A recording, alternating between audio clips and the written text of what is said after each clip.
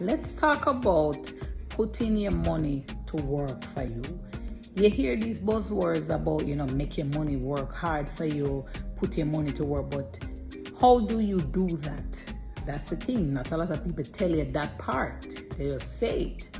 Now, to make your money work for you, we are talking about putting your money into the right types of investments so that you can meet the goals, so that your money can be there to do all the things that you want to do.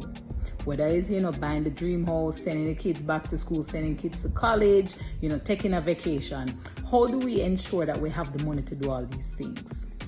The thing is, when you put your money to work, you're putting it into the specific type of investments that will give you the growth, the appreciation, the profits, so that the money can turn over, increase into the amount that you need for these goals.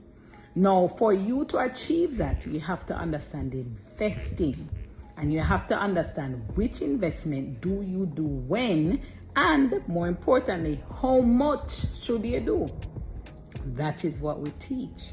We teach you that secret, because that is really how you make your money work for you. The right way, the smart way, the lasting way. And so if this is what you're looking to do, then you found the place. This is Profit Jumpstarter.